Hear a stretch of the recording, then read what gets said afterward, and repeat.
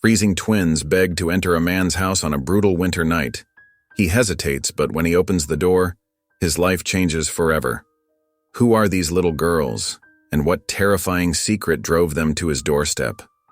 And when a mysterious caller demands, "Give me the girls," one question remains.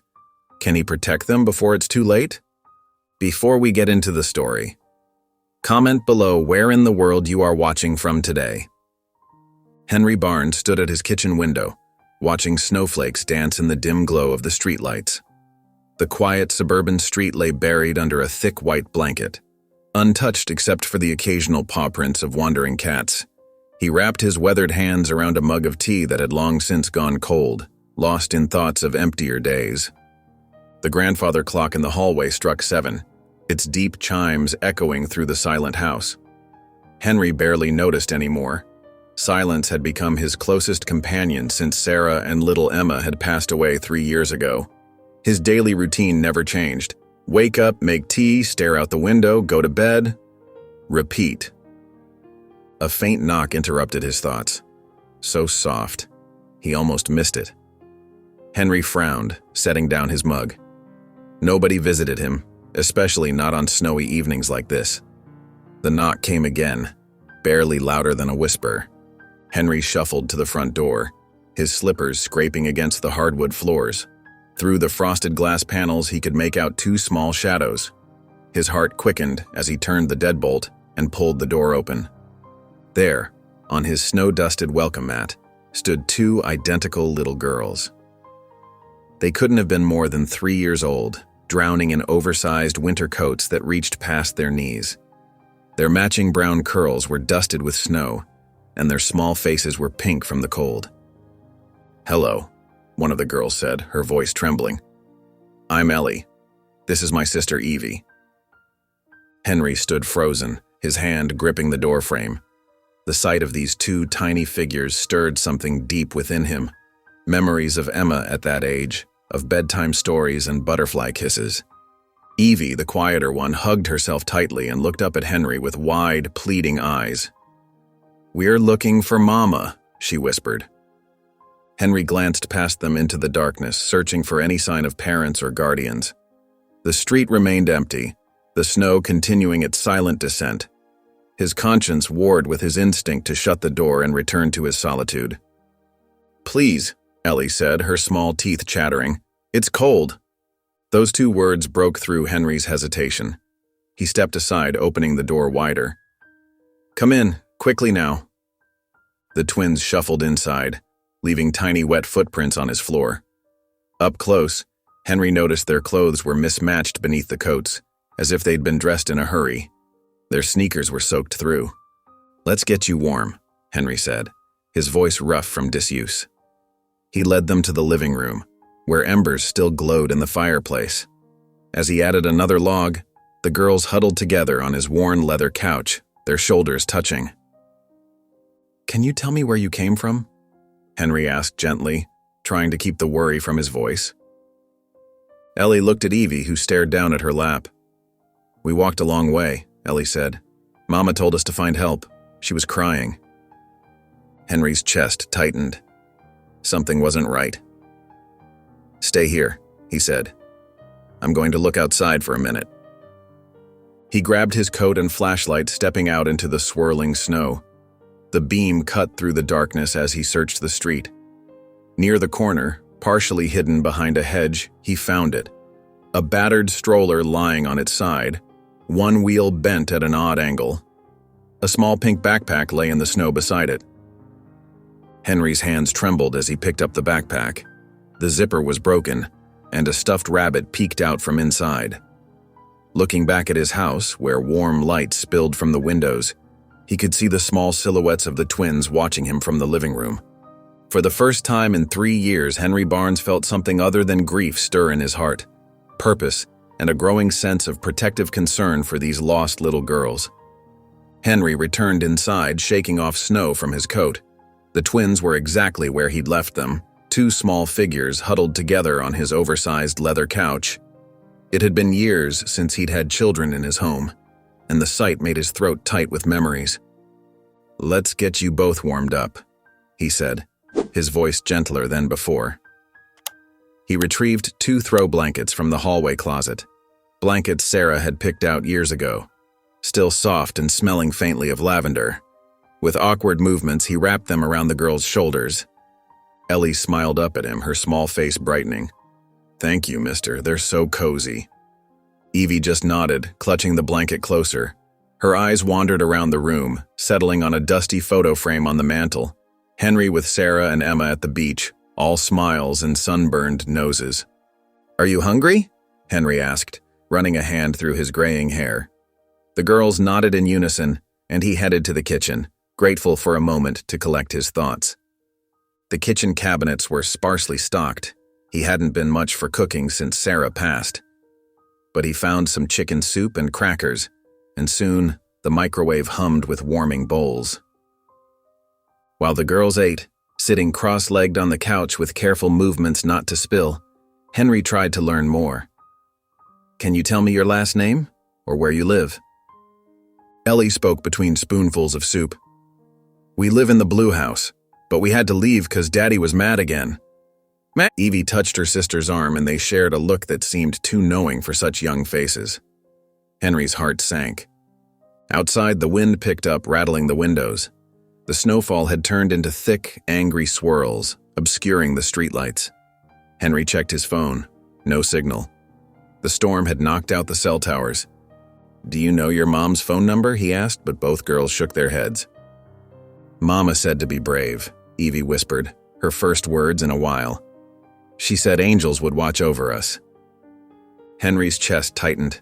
Emma used to say similar things, about angels and being brave.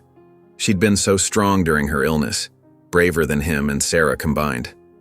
"Look!" Ellie pointed out the window. "It's dancing!" The snow was indeed dancing, whirling in wild patterns under the streetlights. For a moment, Henry saw the world through their innocent eyes, not a dangerous storm, but nature's ballet. "Do you like to dance?" he asked, surprising himself with the question. Both girls nodded enthusiastically. Ellie stood up, still wrapped in her blanket like a cape, and began to twirl. Evie joined her, and soon they were giggling, their earlier fear temporarily forgotten.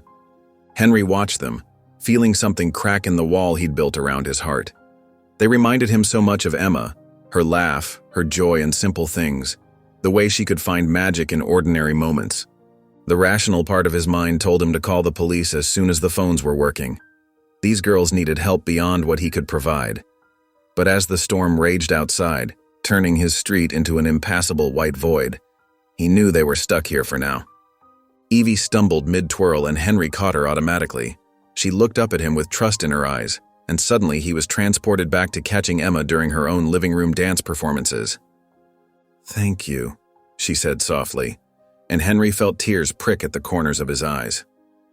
He should have been scared, of the responsibility, of the unknown situation, of opening his heart again. Instead, as he watched the twins settle back onto the couch, their eyelids growing heavy, he felt something he hadn't experienced in years. Purpose.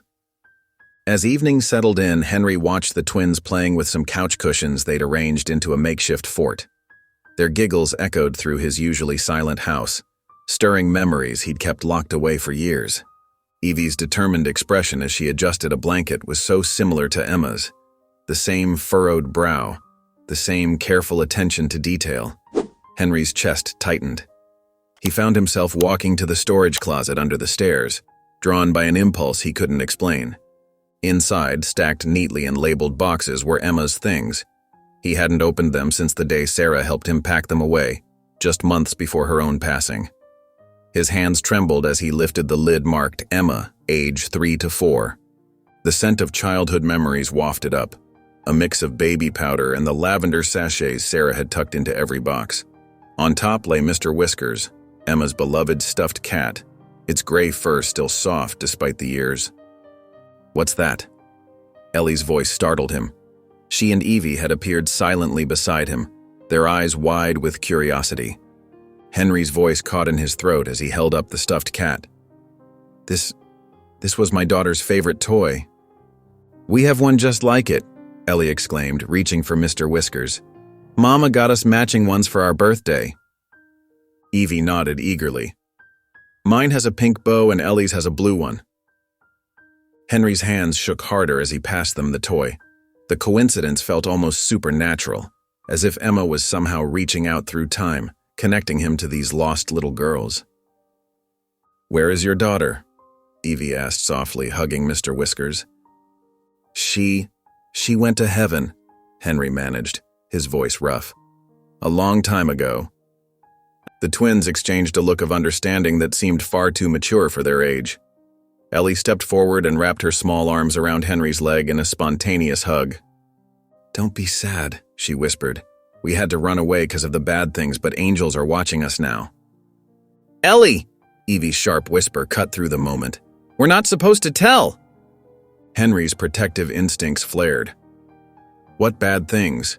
he asked gently, kneeling down to their level. But Evie had already grabbed her sister's hand, pulling her back toward their cushioned fort. The moment was gone, replaced by a heavy silence filled with unspoken fears. Henry stood up, his joints protesting. He needed help, someone who might understand this situation better than him. His thoughts turned to Lila, his neighbor of 15 years. She was a retired social worker who had helped him through the darkest days after Sarah's death. He picked up his phone, relieved to see the signal had returned. Lila answered on the second ring. "Henry, is everything okay? It's been weeks since you've called." "Lila, I need your advice." He explained the situation in hushed tones, watching the twins return to their play, though their earlier carefree mood had dimmed. "Stay put," Lila said firmly. "This storm's too dangerous to move them tonight. I'll come over first thing tomorrow morning. We can figure this out together." "They remind me so much of Emma," he confessed, his voice cracking. There was a gentle pause before Lila responded. "Maybe that's not a coincidence, Henry. Sometimes life sends us exactly what we need, even if it comes in unexpected ways." As he hung up, Henry watched Evie carefully tuck Mr. Whiskers into their fort, while Ellie hummed a tune he recognized from his own daughter's childhood. His grief, ever present but usually numb, felt different now, like a wound being cleaned, painful but somehow healing. The next morning arrived with sunlight glinting off fresh snow. Henry had barely slept, spending most of the night checking on the twins who had fallen asleep in their cushion fort, Mr. Whiskers tucked between them. At precisely 8 o'clock, there was a gentle knock at the door. Lila stood on his porch, her silver hair dusted with snowflakes, carrying a canvas bag that smelled of fresh muffins. "I thought our little guests might be hungry," she said with a warm smile. Her kind eyes took in Henry's exhausted appearance. "You look like you could use some breakfast, too." Before Henry could respond, the patter of small feet announced the twins' arrival. They peeked around his legs, curious but cautious. "Well, hello there." Lila's voice softened as she knelt down despite her arthritic knees. "I'm Lila. I brought blueberry muffins. They're still warm." Ellie's face lit up. "Mama makes blueberry muffins too." She turned to her sister. "Remember, Evie? On Sunday mornings?" Evie nodded, her eyes fixed on the bag. "With extra butter," she added quietly. Henry watched as Lila worked her magic, setting up breakfast at his rarely used dining table. She had always been good with children. It was why she'd been such an effective social worker. Within minutes, the twins were perched on phone books she'd found to boost them up, happily munching on muffins while she asked gentle questions about their mother. "She has pretty red hair," Ellie volunteered, crumbs dotting her chin. "Like autumn leaves." "And she sings to us," Evie added, warming up to Lila's grandmother-like presence. "But she was crying a lot lately." Henry stood awkwardly by the counter, unsure of his place in this domestic scene. Lila caught his eye and patted the chair next to her. "Sit down, Henry. You're hovering like a storm cloud." He sat, and Ellie immediately pushed half her muffin toward him. "You should eat too," she said seriously. "Mama says breakfast is important." Something in Henry's chest constricted at her innocent gesture of sharing. He found himself taking a bite, surprising himself by how good it tasted after years of tasteless microwave meals.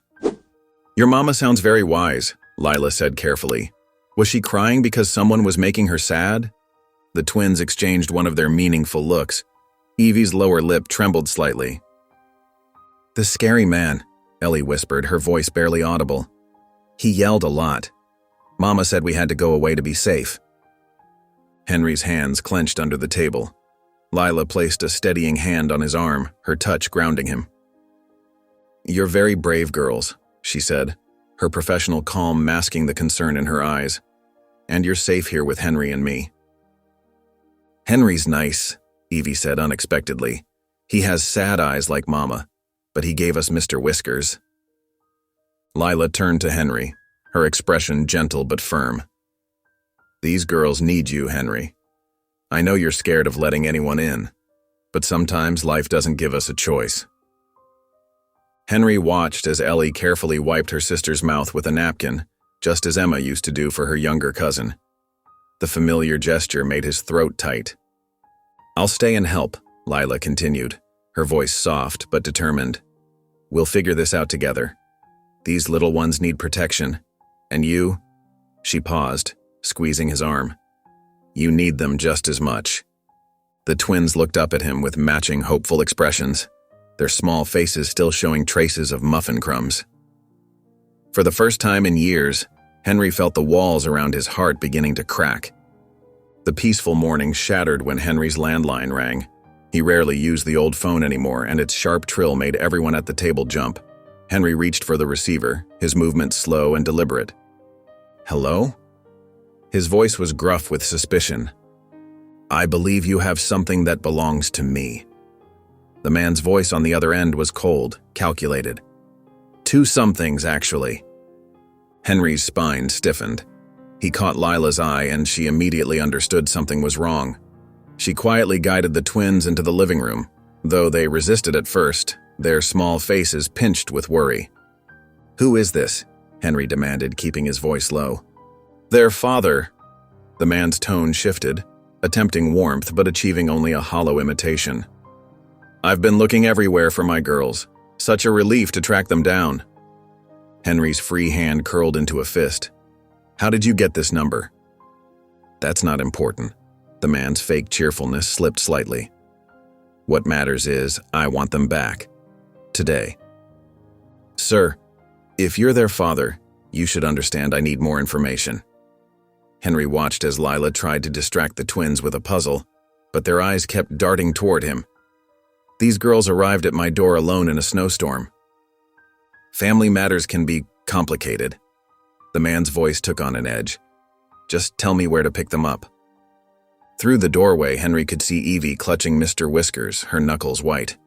Ellie pressed against her sister, both of them looking smaller than ever. "I think we should involve the proper authorities," Henry said carefully, "to ensure everything is—" "No authorities." The man cut him off sharply. Then, catching himself, he added with forced pleasantness, "No need to make this official. I'm their father. They belong with me." Lila had moved closer, concern etched on her face. She could tell from Henry's expression that something was very wrong. "I'll need some proof of identity," Henry insisted, his protective instincts rising. These girls were clearly frightened when they arrived. "Listen carefully." The man's voice dropped to a menacing whisper. "You don't want to get involved in this. Just tell me where they are."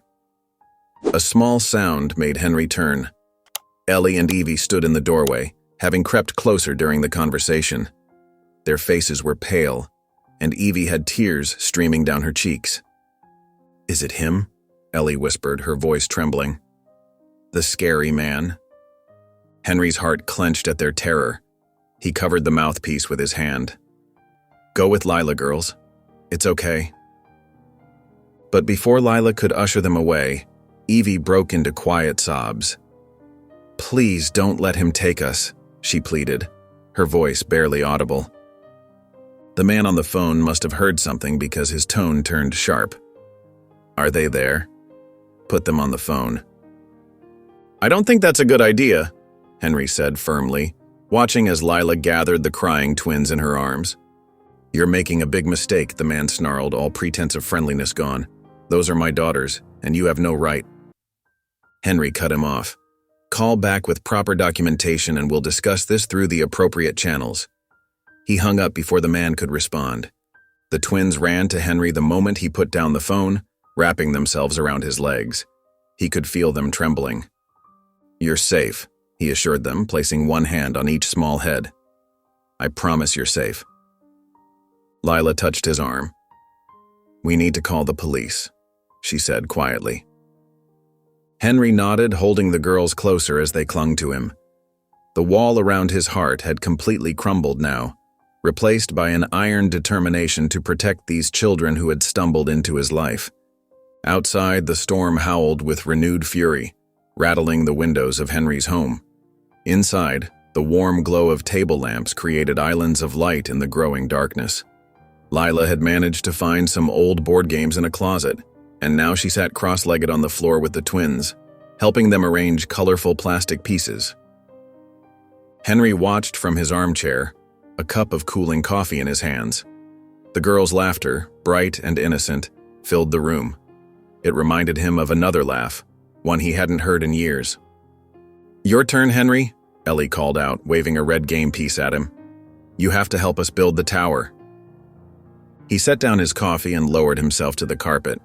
"All right, but I'm not very good at this." "That's okay," Evie said softly, patting his knee. "We'll teach you." Lila caught his eye and smiled warmly. There was something about her presence that made everything feel less overwhelming.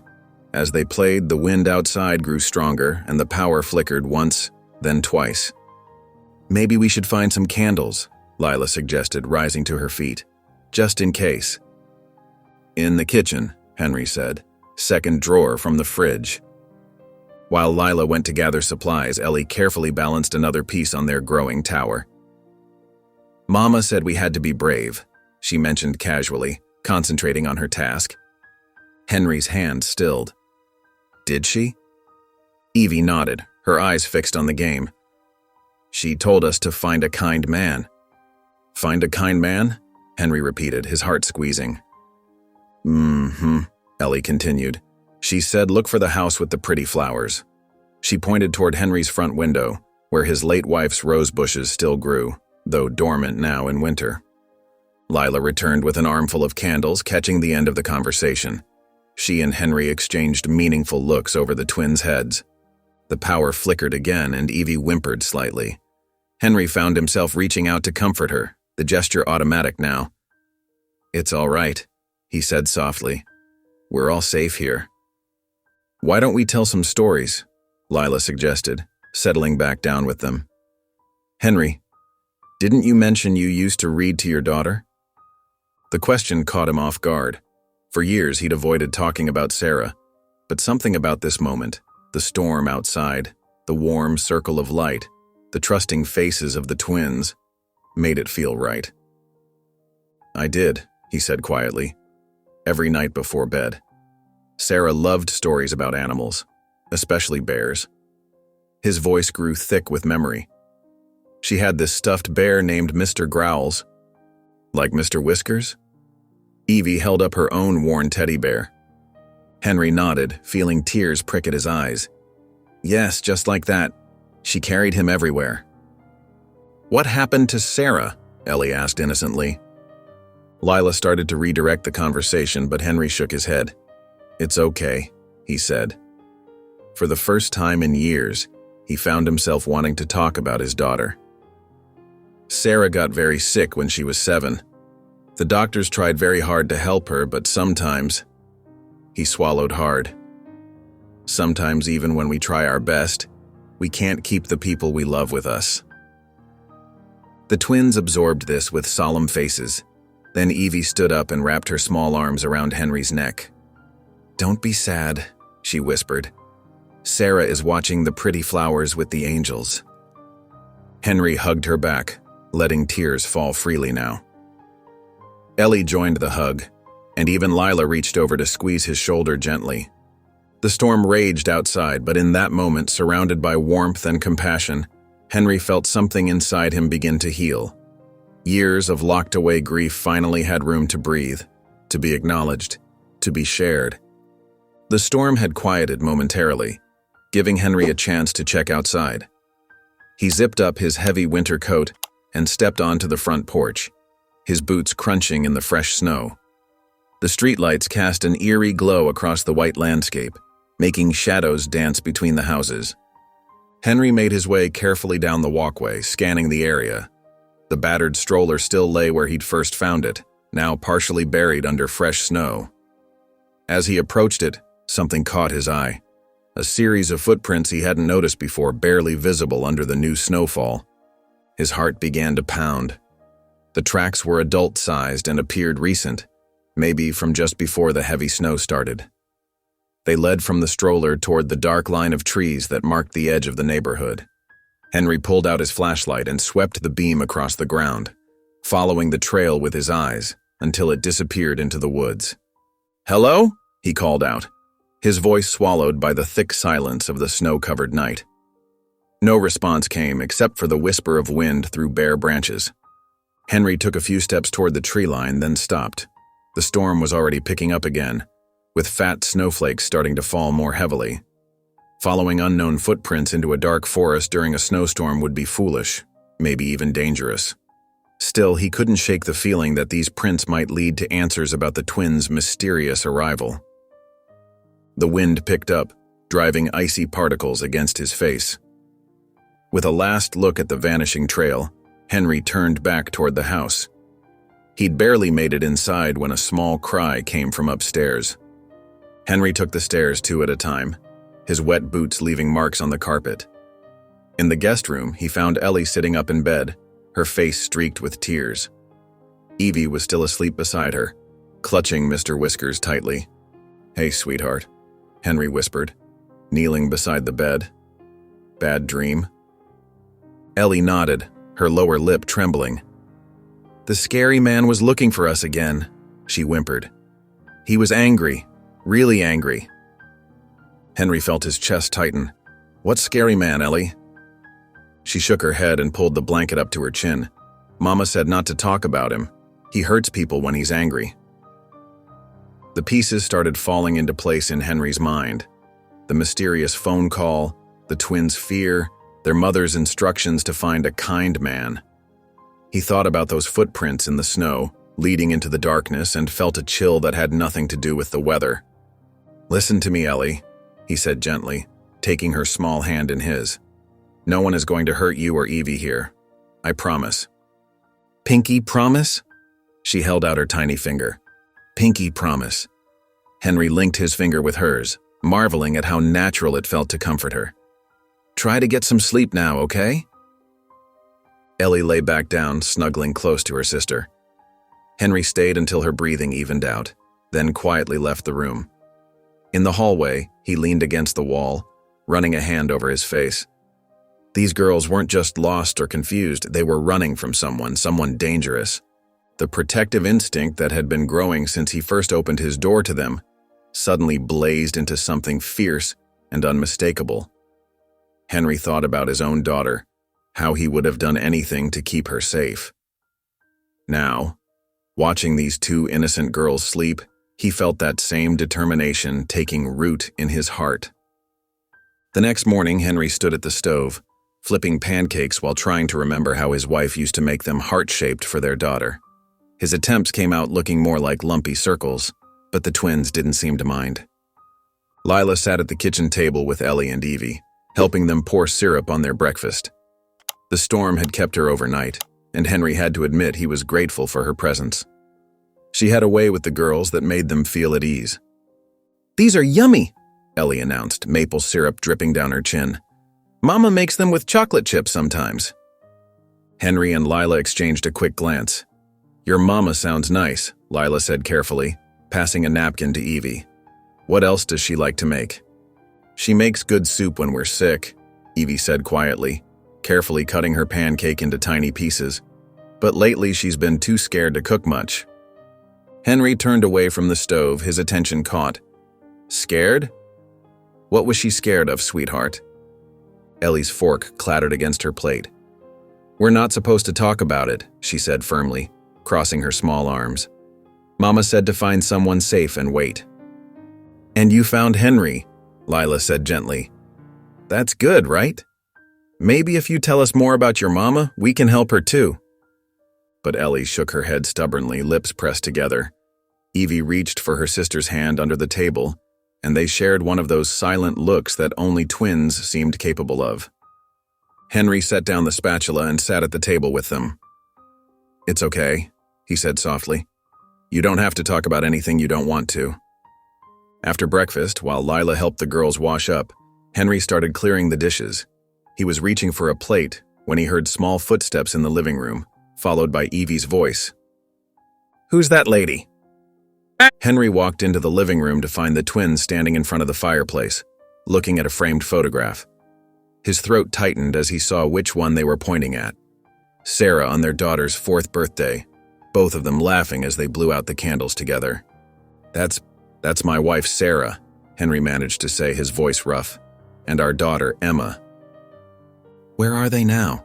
Ellie asked innocently. Henry felt the familiar wave of grief wash over him. He sat heavily on the couch, struggling to find the right words. They had to go away. A long time ago. The twins looked at him with understanding far beyond their years. Without a word, they climbed onto the couch on either side of him. Ellie patted his arm while Evie leaned her head against his shoulder. It's okay to be sad, Evie whispered. Mama says it's okay to cry when your heart hurts. Lila, who had been watching from the doorway, wiped away a tear of her own. These little girls, who had been through so much themselves, were showing such compassion for Henry's pain. Your mama sounds very wise, Henry said, his voice thick with emotion. He looked down at the twins, these 2 precious children who had somehow found their way to his door. Despite their own fears and troubles, they had room in their hearts to comfort a stranger. Ellie reached up and touched the photo frame. Emma looks happy, she said simply, like she had a good daddy. Henry couldn't speak for a moment. He felt something in his chest begin to thaw, a warmth he hadn't allowed himself to feel in years. These girls weren't just seeking shelter from a storm or running from danger. They were somehow helping him face his own storms too. The shrill ring of Henry's phone shattered the peaceful moment. He glanced at the number. Unknown caller, just like before. His stomach tightened as he gently moved away from the twins.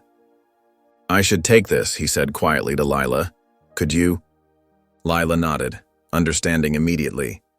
Girls, why don't we go see if we can find some paper and crayons? Maybe we can draw some pictures. As Lila led the twins toward the kitchen, Henry answered the phone, moving to the front hallway. Hello? Where are they? The man's voice was different this time, harder, angrier. Gone was the fake politeness from the previous call. I know you have my daughters. Henry's jaw clenched. I don't know what you're talking about. Don't lie to me. The man's voice rose sharply. Those are my girls, and I have a right to know where they are. If you're hiding them, you're breaking the law. Sir, I haven't seen any children, Henry said firmly, keeping his voice steady despite his racing heart. Perhaps you should contact the police if you're looking for someone. A harsh laugh crackled through the phone. The police? You think I haven't tried that? Listen here, if I find out you're lying to me. The threat hung in the air, unfinished but clear.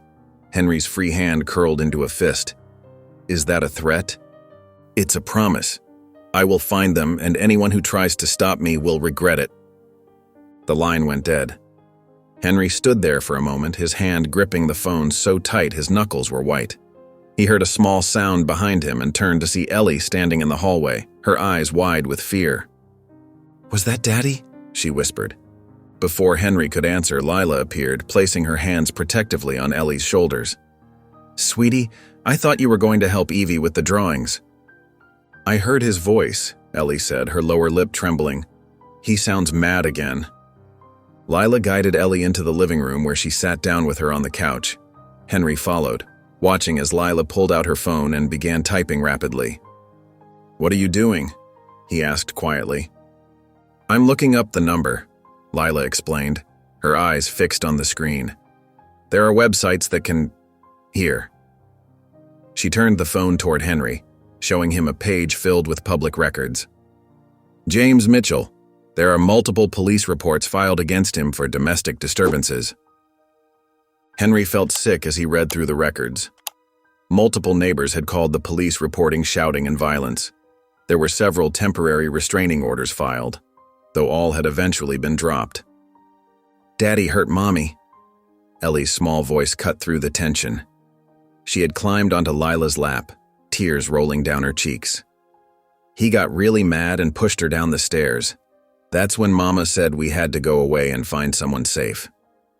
Lila wrapped her arms around Ellie, holding her close. "Oh, sweetheart," she whispered, her own voice thick with emotion. "You're safe now. We won't let anyone hurt you or your sister." From the kitchen doorway, Evie appeared, clutching a crayon drawing. She took one look at her crying sister and rushed over, climbing up beside them. The twins held hands tightly as Lila rocked them gently. Henry watched the scene, his protective instincts surging stronger than ever.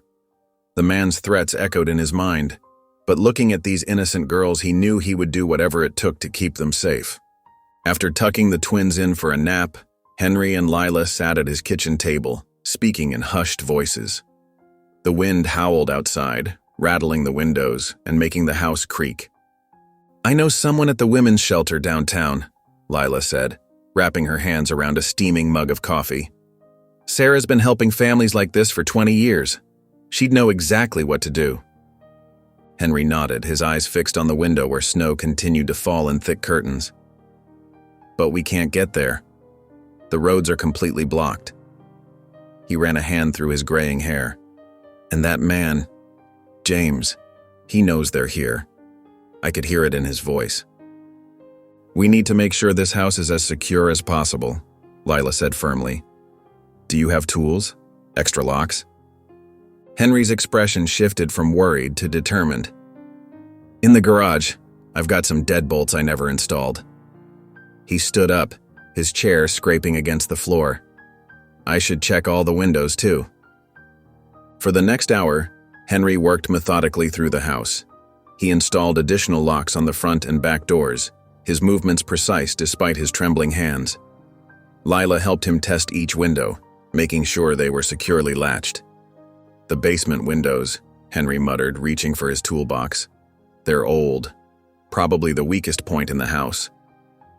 As he worked on reinforcing the basement windows, Lila kept watch over the sleeping twins.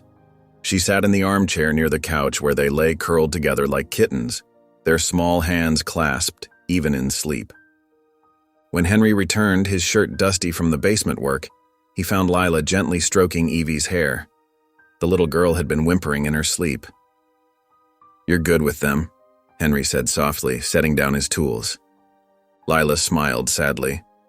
"They remind me of my nieces at that age. So innocent, so trusting." She looked up at Henry.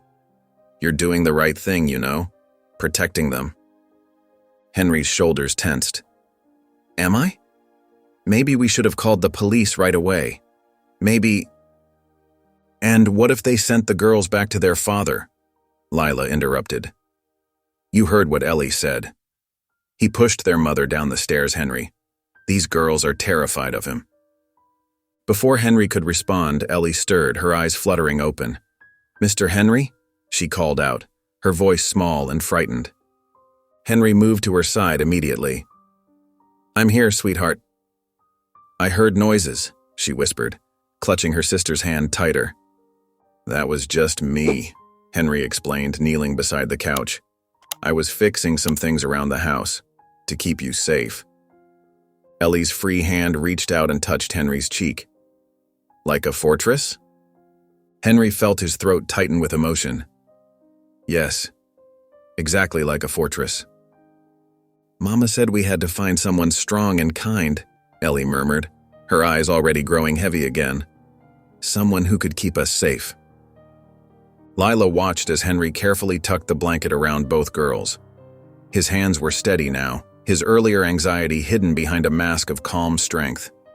But she could see the worry in his eyes, the way he kept glancing at the windows despite the new locks. The storm showed no signs of letting up. Through the frosted windows, the world outside was a swirling mass of white, isolating them in their makeshift fortress. Henry knew the locks and reinforcements might not be enough if James really came looking for the twins, but he would do everything in his power to protect these little girls who had somehow found their way into his heart. The evening settled heavily around Henry's house as the storm continued its relentless assault. In the dim light of his living room, Henry and Lila sat in comfortable chairs, watching the sleeping twins on the couch. The only sounds were the whistling wind and the occasional crackle from the fireplace.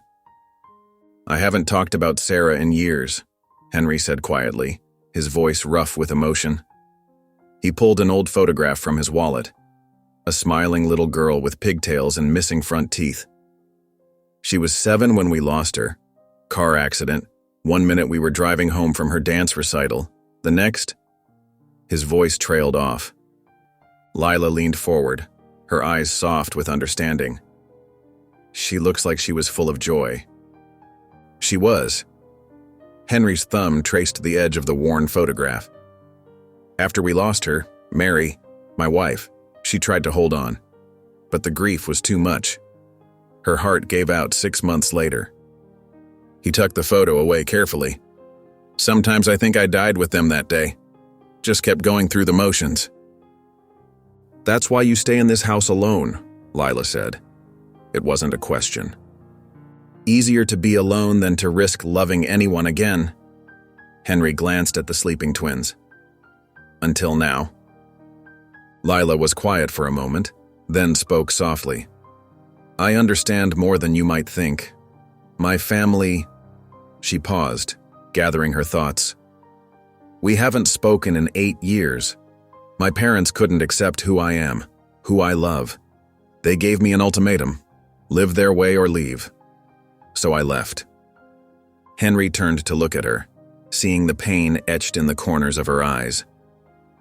"That's why I couldn't just walk away when you called about the girls," Lila continued. "I know what it's like to feel lost, to need someone to care enough to help." "I'm sorry," Henry said simply, but his words carried genuine empathy. "The funny thing is," Lila said with a sad smile, "helping these little girls, it's helping me too. Reminds me that family isn't always about blood." Before Henry could respond, a whimper came from the couch. Evie started thrashing in her sleep, and Ellie soon followed, both girls caught in the grip of a nightmare. "Mama!" Evie cried out, her small voice filled with terror. "Mama, please!" Henry and Lila rushed to the couch. Henry gathered Evie in his arms while Lila held Ellie, both adults murmuring soft words of comfort. "Shh, you're safe," Henry said, rocking Evie gently. "You're safe here." "We want Mama," Ellie sobbed, clinging to Lila. "The bad man was chasing us again."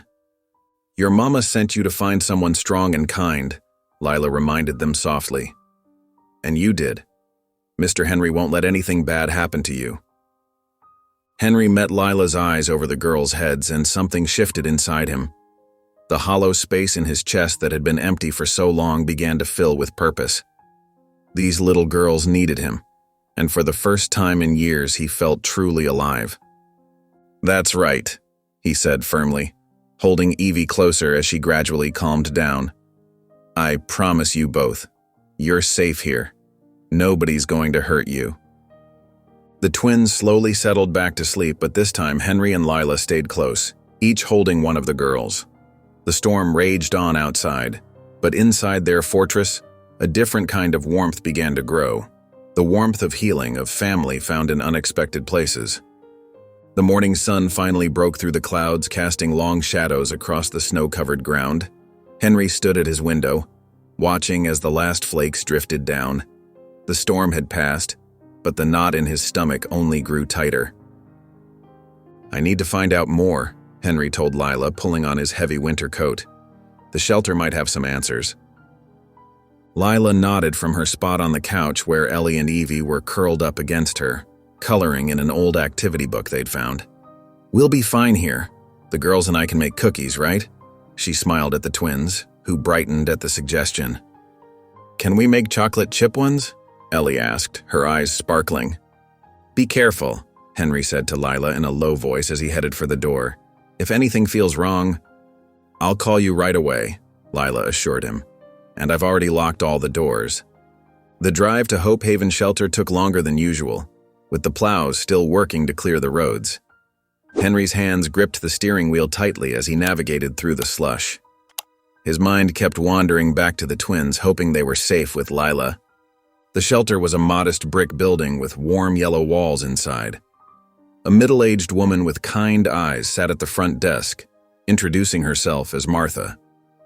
"I'm looking for information about a woman who might have come here recently," Henry said, keeping his voice steady.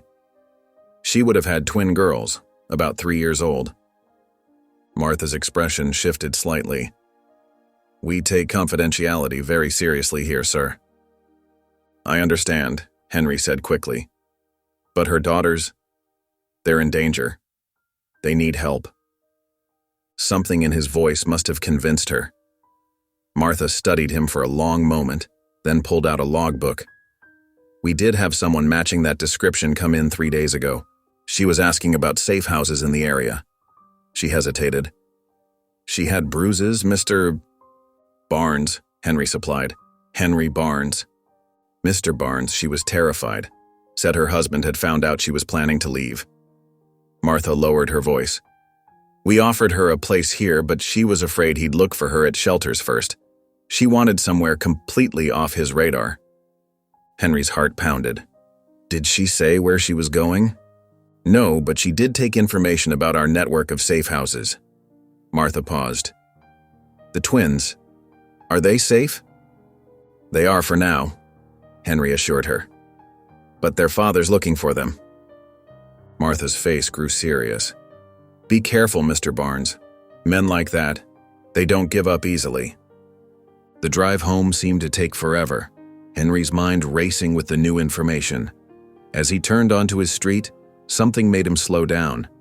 There, in the fresh snow near his driveway, were fresh tire tracks that hadn't been there when he left. His pulse quickened as he pulled into his garage. The tracks showed that someone had stopped, waited, and then driven away. The pattern was too deliberate to be a plow or a lost driver. Inside, he found Lila and the twins in the kitchen, the smell of fresh cookies filling the air. Ellie and Evie's faces were smudged with chocolate, but their smiles faltered when they saw Henry's expression. "Someone was here," he told Lila quietly, while the girls continued decorating their cookies. "Fresh tire tracks in the snow." Lila's face paled. "You think it was—" "I don't know." Henry cut her off, not wanting to frighten the twins. "But I learned something at the shelter. Their mother was there looking for safe houses. She's trying to protect them, Lila. And now we need to do the same." Henry stepped back outside, drawn to those suspicious tire tracks in the snow. Something about them bothered him. They weren't the clean lines of someone simply turning around. These showed hesitation, like someone had lingered. The late afternoon sun cast long shadows across the pristine white snow as he followed the tracks on foot. Near where the vehicle had stopped, something caught his eye. A glint of metal half buried in the snow. Henry reached down and picked up a keychain, brushing off the powdery ice crystals. The metal was worn but still clearly showed a logo, a stylized truck with wings, the words "Swift Transit" engraved beneath it. His stomach tightened as he turned it over in his gloved hands. This wasn't just dropped by accident. Someone had been watching his house. Back inside, he found Lila cleaning up the last of the cookie-making mess while the twins sat at the kitchen table, finishing their snack. "Look what I found," Henry said quietly to Lila, holding out the keychain. Her eyes widened as she examined it. "A trucking company?" she whispered. "You think their father could be a truck driver?" It would explain how he could track them down so quickly, even in different areas. Henry glanced at the twins, who had gone very still at the sight of the keychain. "Girls, do you recognize this?" Ellie's lower lip trembled as she stared at the keychain. Evie grabbed her sister's hand under the table, squeezing it tight. "It's okay," Lila said gently. "You can tell us." But both girls shook their heads, shrinking back in their chairs. Ellie's eyes filled with tears, while Evie's face went pale. "We don't want to talk about it," Evie whispered, speaking for both of them. Henry exchanged a worried look with Lila. The twins' reaction confirmed his fears. This keychain meant something to them, something that frightened them deeply. "All right," he said, keeping his voice calm despite his growing anxiety. "You don't have to talk about it. Why don't you two go play in the living room for a bit?" Once the girls were out of earshot, Henry began methodically checking every window and door in the house. He tested locks, pulled curtains closed, and moved furniture to better block potential entry points. "I've never seen them that scared before," Lila said, following him as he worked. "Not even during the storm." "Whatever's going on, that keychain proves someone's watching the house." Henry paused at the front window, scanning the street. "If it is their father, then he knows they're here," Lila finished. "What do we do?" Henry ran a hand through his gray hair, his jaw set with determination. "We protect them. Whatever it takes." He moved to the garage, returning with tools and extra boards. As he worked to secure the house further, he could hear Lila in the living room trying to distract the twins with stories and games. But the girls' usual cheerful chatter was subdued, replaced by nervous whispers and frequent glances at the windows. The keychain sat heavy in Henry's pocket, a cold reminder that their sanctuary might not stay safe for long. Every passing car made him tense. Every shadow in the growing dusk seemed to hold potential threats. The quiet suburban street that had once felt so isolating to him now felt exposed and vulnerable. But as he watched Ellie and Evie huddled together on his couch, their small faces tight with worry, Henry felt something else growing stronger than his fear: resolve. These girls had trusted him, had come to him for safety. He wouldn't let them down. Lila's fingers flew across her laptop keyboard as she researched the Swift Transit logo. Henry paced behind her, occasionally glancing at the twins who were coloring quietly on the living room floor. "Here," Lila said, pointing to her screen. "Swift Transit has a warehouse facility just outside town, off Route 16. She scrolled through the company website, her brow furrowing. "It looks like they've been in business for about 15 years, but there's something odd about their operation records." Henry leaned closer to look. "What do you mean?" "Well, for a transport company, their actual shipping manifests are pretty sparse. It's almost like..." She trailed off, clicking through more pages.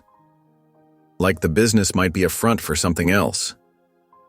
Henry's stomach churned at the implications. He pulled out his phone and scrolled through his contacts until he found Jim Morton's number. Jim had been on the police force for 20 years and owed Henry a favor from way back. "I should call this in," Henry said, his voice low. "Have them check out the warehouse." He glanced at the twins again, watching as Evie carefully helped Ellie choose the right crayon for her drawing. The thought of leaving them even briefly made his chest tight with anxiety. Lila seemed to read his thoughts. "We could drive out there ourselves, take a quick look." "No," Henry said firmly. "I'm not leaving them." He dialed Jim's number, but it went straight to voicemail. He left a message, trying to sound casual while conveying the urgency of the situation. Ellie's crayon suddenly stopped moving across her paper. Her small face had gone still, her eyes fixed on some distant point. "The big building with the blue door," she said quietly. Henry and Lila exchanged glances before moving closer to the twins. "What about the building, sweetheart?" Lila asked gently. Ellie's lower lip trembled. "That's where Daddy took Mommy, in his big truck." She clutched her crayon tighter, the yellow wax crumbling slightly under her fingers. "Mommy was crying." Evie reached over and took her sister's hand. "We're not supposed to talk about it," she whispered. But there was fear rather than admonishment in her voice. Henry knelt down beside them, his heart breaking at the terror in their eyes. "You're safe here?" he assured them, his voice rough with emotion. "No one is going to take you anywhere." "But Daddy finds people," Evie said, her voice barely audible. "He always finds people." Lila closed her laptop and joined them on the floor. "That's why we're going to make sure he can't find you," she said firmly. "Mr. Henry and I won't let anything happen to you or your mommy." Henry nodded, though his mind was racing. The warehouse could be where their mother was being held, but without police backup, investigating would be dangerous, and leaving the twins even with Lila. The very thought made his protective instincts flare.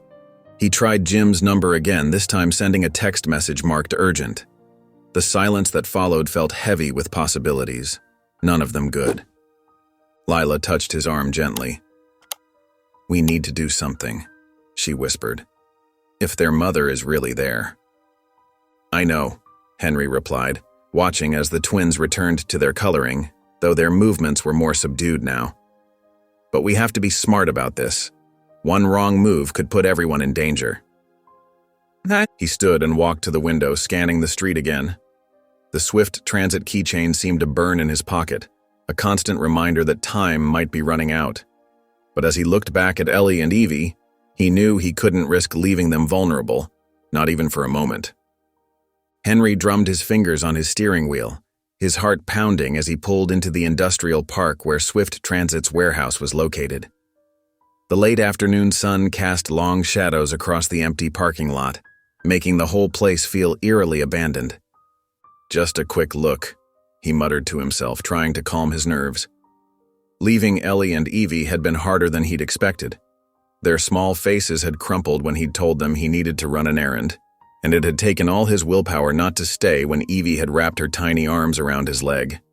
He parked his car behind a row of empty trailers, far enough away to remain inconspicuous but close enough to see the warehouse's main entrance.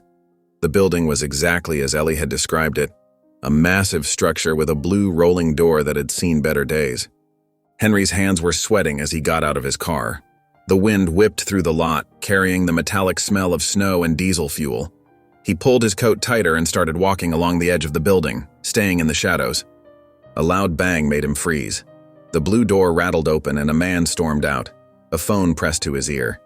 He was tall and broad-shouldered, wearing a leather jacket that had seen better days. Even from this distance, Henry could see the rage etched into his features. "I don't care what it takes," the man shouted into his phone. "Those girls couldn't have gotten far on their own. Someone must be hiding them." His voice carried across the empty lot, making Henry's blood run cold. "Their mother isn't talking, but they'll slip up eventually. Keep watching the neighborhood." Henry pressed himself against the wall, his heart hammering so hard he was sure it would give him away. This had to be the twins' father, the same man who had called his house, whose voice had carried that underlying current of violence. "No, you listen to me," the man continued, pacing, his free hand clenched into a fist. "I want every street checked again. Those girls are mine, and I'm not letting some bleeding heart neighbor keep them from me. When I find out who's hiding them..." He kicked a nearby trash can, sending it clattering across the pavement. Henry felt sick. The casual violence in the man's movements, the possessive fury in his voice, it all confirmed the twins' fearful whispers. This man wasn't looking for his daughters out of love or concern. He was hunting them. The man's phone conversation continued, but he was moving closer to Henry's position. Henry began to edge backward, keeping his movements slow and silent. He had to get out of there without being spotted. He had to get back to the twins. A piece of gravel crunched under his foot and Henry froze. The man's voice stopped mid-sentence. "Hold on," he said into the phone. "I thought I heard something." Henry didn't wait to see if he'd been discovered. He turned and moved as quickly as he dared back toward his car, his pulse roaring in his ears. He could hear footsteps coming around the corner of the building. Only when he was safely in his car and driving away did Henry let out the breath he'd been holding. His hands shook on the steering wheel as the warehouse disappeared in his rearview mirror. The man's words echoed in his mind. Their mother isn't talking. She was alive then, but for how long? And how much danger were they all in now? Henry pressed his foot harder on the accelerator. He needed to get home to Ellie and Evie. They weren't safe anymore. None of them were. Henry burst through his front door, startling Lila, who was reading a story to the twins on the couch. His face was pale, and his hands were still trembling from his encounter at the warehouse. "Henry? What happened?" Lila asked, closing the book. Ellie and Evie looked up at him with wide, worried eyes. He gestured toward the kitchen, not wanting to discuss what he'd seen in front of the girls. Lila understood immediately, giving the twins a gentle pat. "Why don't you two draw some pictures while I talk to Henry for a minute?" In the kitchen, Henry gripped the counter's edge, his knuckles white. "I saw him, Lila. Their father." His voice was barely above a whisper. He was at the warehouse and he's looking for them. He's got people watching the neighborhoods. Lila's face drained of color. We need to call the police right now. I heard him on the phone, Henry continued, running a hand through his hair. He said something about their mother, that she isn't talking, she's alive, but he couldn't finish the sentence. All the more reason to get the authorities involved, Lila insisted, reaching for her phone. Wait. Henry caught her wrist. You didn't see this man, Lila. The way he moved, the way he talked. He's dangerous, and I'm not sure the police will be able to. A small voice interrupted them. Is Mommy okay? They turned to find Ellie standing in the doorway, her lower lip trembling. Evie peeked out from behind her sister, clutching her stuffed animal. Henry knelt down to their level, his heart aching at the fear in their eyes. Come here, sweetheart, he said softly. The twins shuffled forward, and Henry gathered them both in his arms. They felt so small, so fragile against him. Mommy told us to find someone kind, Ellie whispered into his shoulder. She said we had to run away because Daddy hurt her really bad. Her voice cracked. She was crying when she put us in the stroller. Lila knelt beside them, placing a gentle hand on Evie's back. Do you know where your mommy went? Evie shook her head, burying her face deeper into Henry's chest. Ellie sniffled. She said she had to hide somewhere else, that Daddy would look for her first, and we'd be safer if we weren't with her. Henry closed his eyes, fighting back tears. The pieces were falling into place. A desperate mother, splitting up to protect her children, knowing her husband would focus on finding her first. She told us to knock on doors until we found someone nice, Ellie continued. Someone who would help us. And then we found you, Henry. She looked up at him with complete trust in her eyes. Henry felt something shift inside him, a fierce protectiveness that overshadowed his earlier hesitation. These girls had been sent to find safety, and they'd found him. Their mother had made an impossible choice, trusting strangers to keep her children safe while she drew their father's attention away. We need to call the police, Lila said again, softer this time. Henry nodded slowly, but his jaw was set. We'll call them. But I'm not letting these girls out of my sight until I know they're truly safe. He looked at Lila, his expression determined. Their mother trusted them to find someone who would protect them. I'm not going to let her down. The twins clung tighter to him, and Henry felt the weight of their trust, their fear, their hope. Their mother was out there somewhere, probably in danger, having made the ultimate sacrifice to protect her children. The least he could do was honor that sacrifice by keeping them safe. A sharp knock at the door cut through their conversation like a knife. Henry's heart stopped as he glanced through the window. There, illuminated by the porch light, stood a tall man with broad shoulders, the same man he'd seen at the warehouse. Lila, Henry whispered urgently, his voice tight with fear. Take the girls upstairs, now. Ellie and Evie whimpered, recognizing the tension in the air. Lila gathered them close, her face pale but determined. Come on, sweeties, she whispered, guiding them toward the stairs. We're going to play a quiet game. The knock came again, harder this time. I know you're in there, a gruff voice called out. Open up. Henry waited until he heard Lila and the twins reach the top of the stairs before approaching the door. His hands were trembling, but his jaw was set firm. Taking a deep breath, he opened the door just enough to see through the gap, keeping the security chain latched. The man on his porch was even more intimidating up close. His eyes were dark and angry, his face twisted into a scowl. Where are my daughters? He demanded, trying to peer past Henry into the house. I don't know what you're talking about, Henry replied, keeping his voice steady despite his racing heart. The man's face reddened. Don't play games with me, I tracked them to this neighborhood. Someone saw 2 little girls matching their description. He stepped closer to the door, his presence menacing. I'm their father. I have a right to see them. If you're their father, Henry said carefully, why don't you have the police with you? Why are you going door to door at night? Listen here, the man growled, slamming his palm against the doorframe. Those are my kids, and I'm taking them home. You've got no right to keep them from me. Henry felt a surge of protective anger rise in his chest. He thought of the twins' terrified faces, of their mother's desperate attempt to save them. "I suggest you leave," he said, his voice growing stronger. "If you have legitimate custody rights, come back with the proper authorities." The man's face contorted with rage. He slammed both hands against the door now, making it rattle in its frame. "You don't know who you're dealing with. Those are my girls, and I'll tear this place apart if I have to." Henry stood his ground, though his heart was hammering against his ribs. "Leave now, or I'm calling the police." "You think they can help you?" The man let out a harsh laugh. "You think anyone can? I'll find them. And when I do?" He left the threat hanging in the air. "Get off my property," Henry said, his voice low and firm. "Now." The man stared at him through the gap, his eyes burning with hatred. After what felt like an eternity, he stepped back. "This isn't over," he snarled. "I'll be back, and next time, you won't be able to stop me." Henry watched through the window as the man stalked back to his car, got in, and drove away. His hands were shaking as he double-checked all the locks on the door. From upstairs, he could hear muffled crying. Taking a deep breath to steady himself, Henry climbed the stairs to find Lila holding both twins in her arms. Ellie and Evie were trembling, tears streaming down their faces.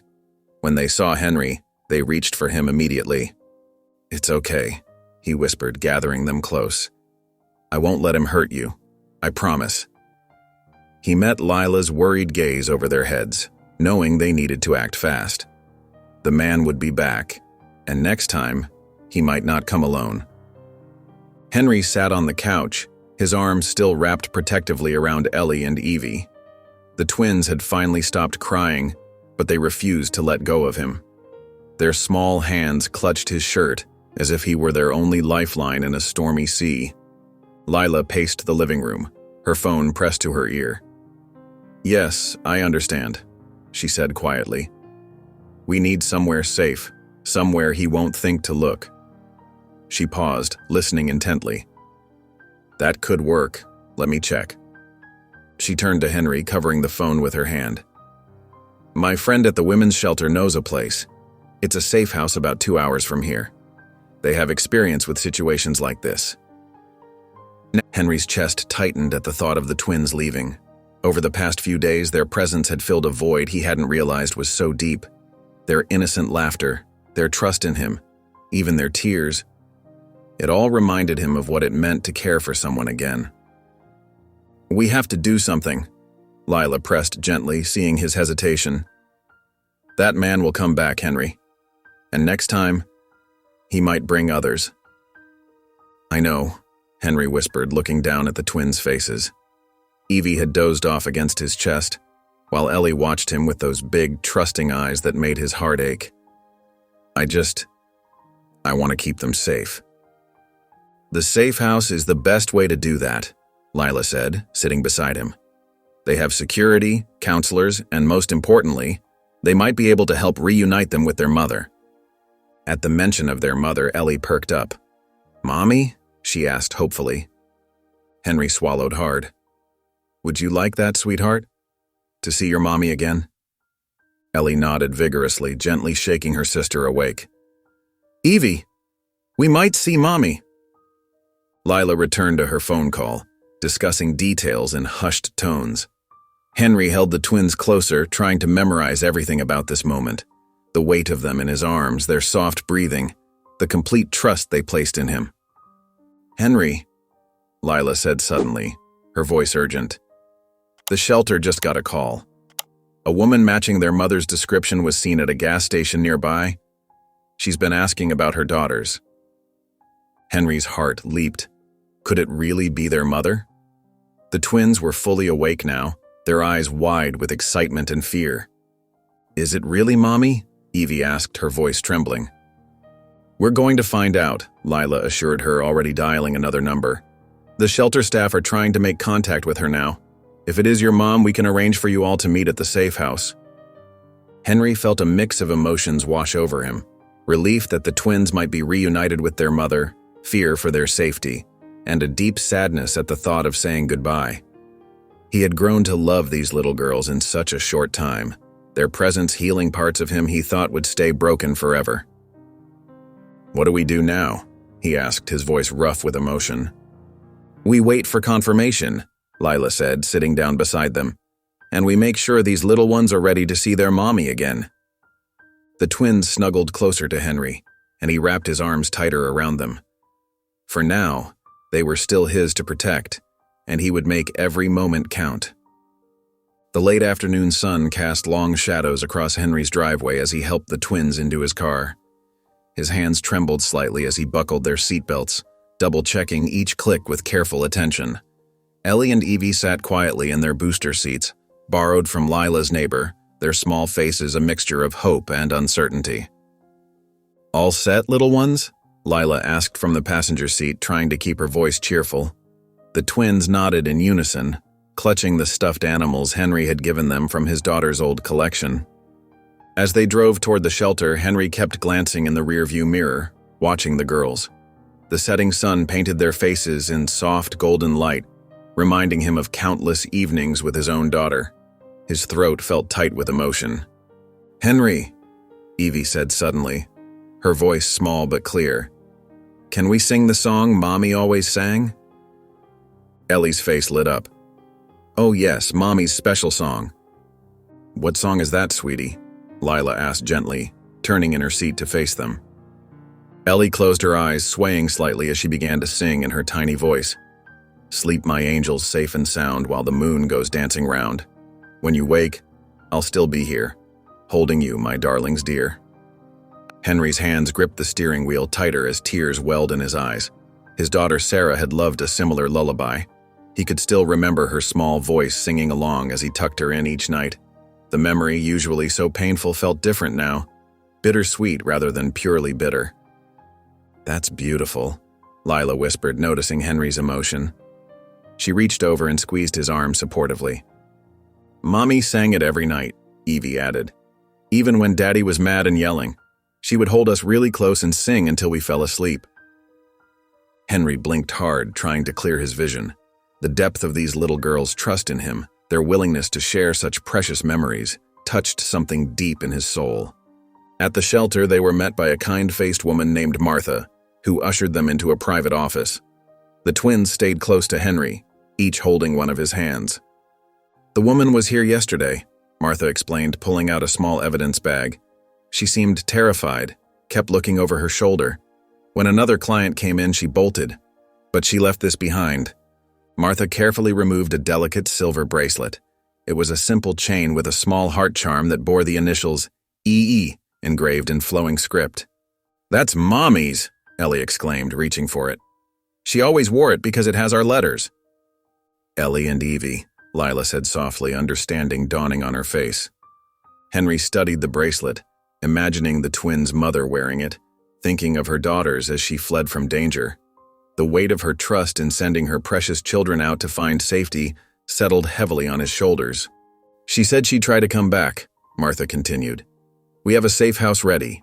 It's secure, and we can arrange transport there immediately." Henry nodded, still holding the twins' hands. The bracelet represented both hope and heartbreak, proof that their mother was alive and searching for them, but also evidence of her desperate situation. "When can we go?" he asked, feeling the girls squeeze his hands tighter. Martha quickly provided directions to the safe house, and they left the shelter as dusk settled over the quiet streets. Henry drove carefully, hyper-aware of every car around them.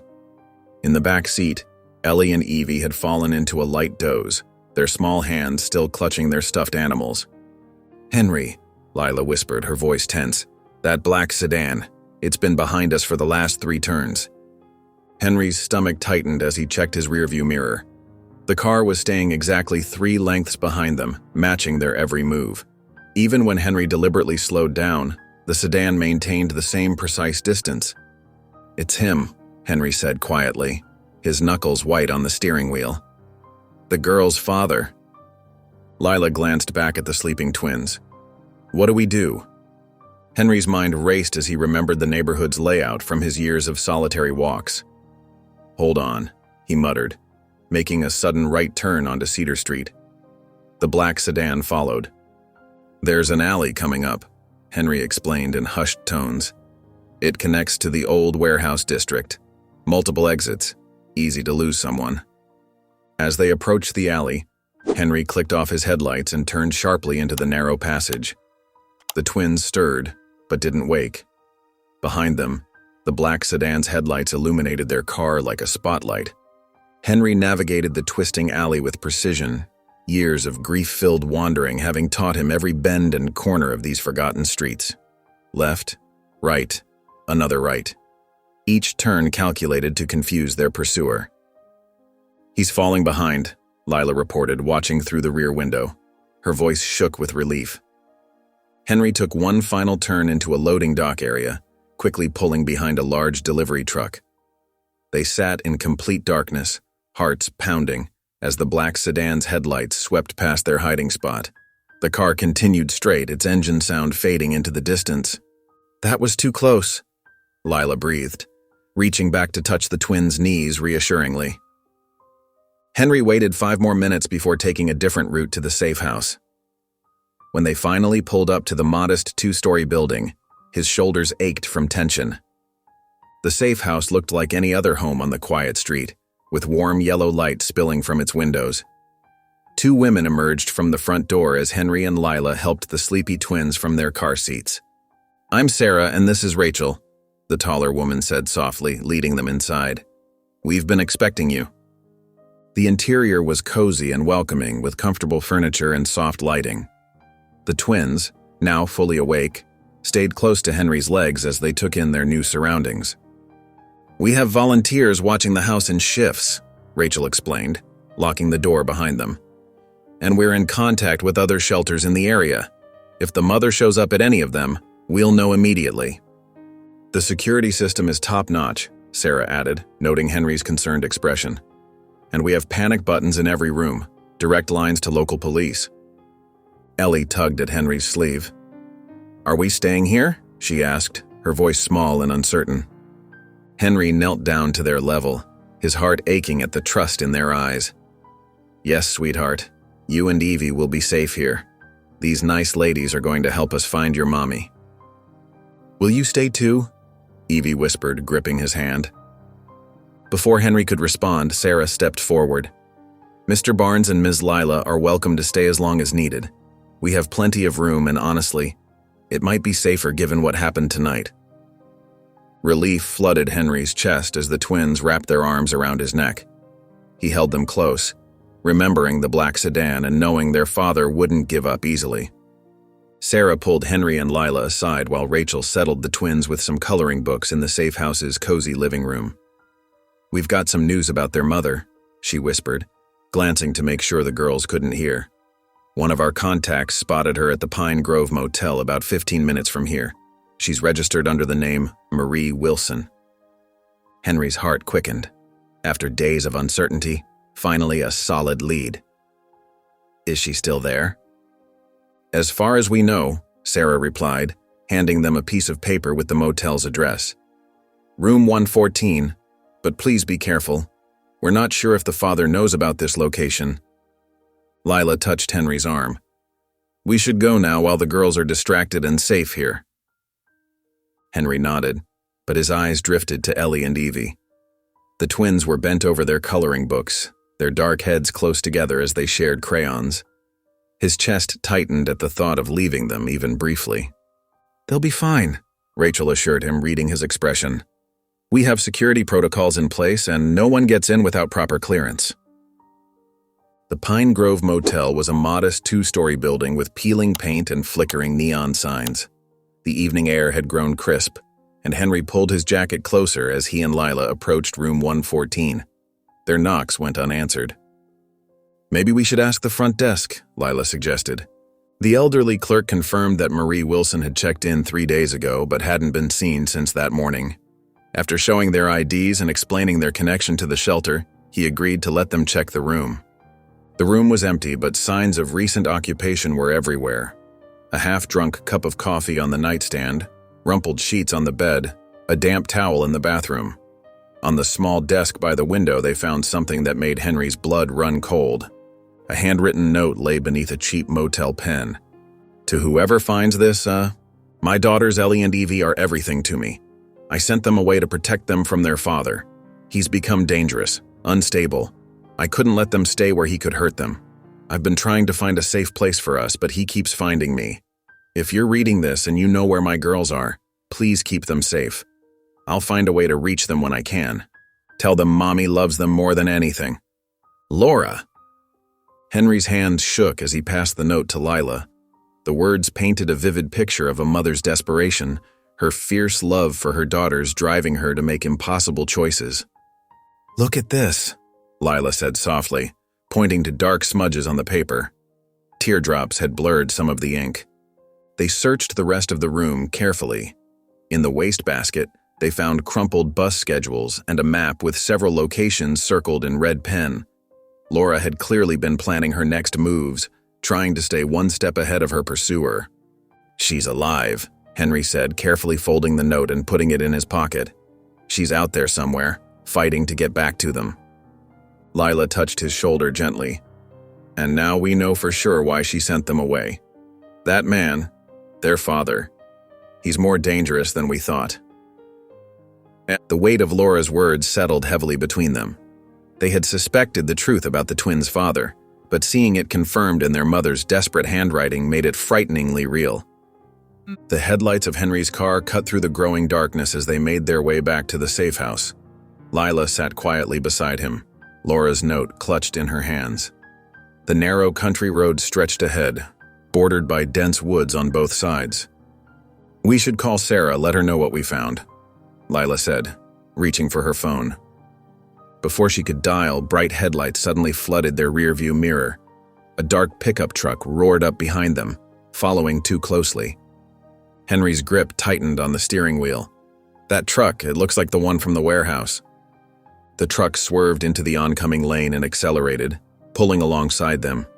Henry's heart pounded as he recognized the driver, the twins' father, his face twisted with anger in the dim light.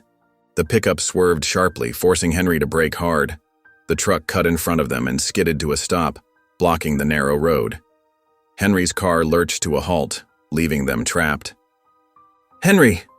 Lila's voice trembled as the twins' father emerged from his truck, slamming the door. He was a tall man with broad shoulders, wearing a leather jacket that seemed too small for his frame. His heavy boots crunched on the gravel as he approached their car. Get out, he shouted, slapping his palm against Henry's window. I know you know where they are. Henry's hands shook, but he kept them steady on the wheel. Lock your door, he whispered to Lila. The man's face pressed against the driver's window.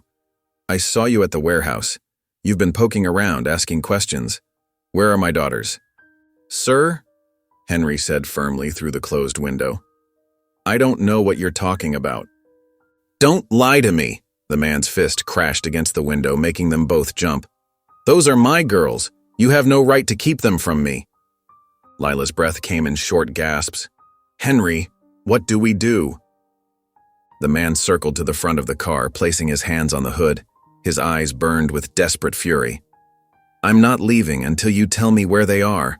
You don't understand. They're all I have left. Henry's mind raced. He thought of Ellie and Evie's terrified faces when they spoke of their father, of Laura's tear-stained note. His fear gave way to a surge of protective anger. They're children, Henry said loudly through the window. Not property. If you really loved them, you wouldn't have made them so afraid. The man's face contorted. He slammed both fists on the hood. You don't know anything about my family. Give me my daughters. Henry saw his opening. The man had moved slightly to the side of the car. Henry threw the car into reverse, then quickly shifted to drive, swerving around the truck. The man lunged for them, but Henry accelerated, leaving him cursing and shouting in the road behind them. He's following us, Lila said, watching the truck's headlights appear in the mirror. Henry pressed the accelerator harder, taking turns faster than he should. His hands were steady now, his mind clear. He wouldn't let this man anywhere near those little girls. They weaved through back roads, making random turns until finally, the truck's headlights disappeared from their mirror. Henry pulled over, his heart hammering. Are you okay? He asked Lila. She nodded, though her hands were still shaking. That man, the look in his eyes. No wonder Laura sent the girls away. "We can't let him find them," Henry said firmly. "Whatever it takes, we have to keep them safe." Henry and Lila arrived at the safe house, their nerves still jangled from the encounter on the dark road. As they approached the front door, they noticed an unfamiliar car parked in the shadows of the building. Inside, they found the answer to the mystery that had consumed them for days. A woman sat on the worn couch, her hands clasped tightly in her lap. She had the same delicate features as the twins, though exhaustion had carved deep lines around her eyes. When she looked up at them, tears streamed down her face. "Are you Henry?" she asked in a trembling voice. "The man who helped my girls?" Henry nodded, his throat tight with emotion. Before he could speak, twin squeals of delight erupted from the hallway. Ellie and Evie burst into the room, their little feet pattering against the floor. "Mommy!" they cried in unison, launching themselves into their mother's arms. Laura gathered them close, sobbing as she pressed kisses to their faces. "My babies, my sweet babies," she whispered. Her shoulders shook as she held them, and the twins wrapped their small arms around her neck. "We missed you, Mommy," Evie said softly. "Were you scared?" Ellie asked, touching her mother's wet cheek. Laura tried to smile through her tears. "Yes, sweetheart, but I'm not scared anymore. You're safe now. That's all that matters." Henry and Lila stood back, watching the reunion with misty eyes. The safe house volunteer who had been watching the twins quietly slipped out of the room, giving the family privacy. After several long moments, Laura looked up at Henry and Lila. "I can't thank you enough," she said, her voice cracking. "When I sent them to find help, I prayed they'd find someone kind, someone who would understand." "How did you know where to find them?" Lila asked gently. Laura wiped her eyes with a shaking hand. "The shelter network. They've been helping me stay hidden, moving from place to place. When they told me my girls were safe with someone named Henry..." She drew a deep breath. "I had to see them, even though I knew it was dangerous." "He's still looking for them," Henry said quietly, thinking of their encounter on the road. Laura's arms tightened around the twins. "I know. He won't stop. That's why I had to get them away from him." She kissed the top of Ellie's head. "The night he..." She glanced at the twins and chose her words carefully. "The night things got really bad, I knew I couldn't keep them safe anymore. Not while I was trying to escape myself." "You did the right thing," Lila assured her, sitting down beside them. "They found people who could help." "Mr. Henry gave us cookies," Ellie announced proudly. "And blankets," Evie added. "Soft ones." A ghost of a smile crossed Laura's face, but fear still shadowed her eyes. "He knows I'm in the area now. He's getting closer. I don't know how much longer we can stay here." Henry knelt down in front of the couch, meeting Laura's worried gaze. "We won't let him hurt you or the girls," he said firmly. "You're not alone anymore." The twins nodded vigorously, snuggling closer to their mother. Laura's tears started flowing again as she looked at the small circle of protectors that had formed around her family. "I thought I had no one left to turn to," she whispered. "I was so afraid." Henry stood by the window of the safe house, watching the setting sun paint the sky in shades of orange and pink. His hand absently touched the window frame, remembering how just days ago his life had been an empty routine of loneliness and grief. Now the sound of Ellie and Evie's giggles as they played with their mother filled the small living room, bringing warmth to a place that had seen so much fear and pain. "We should double-check all the doors and windows," Lila said, joining him at the window.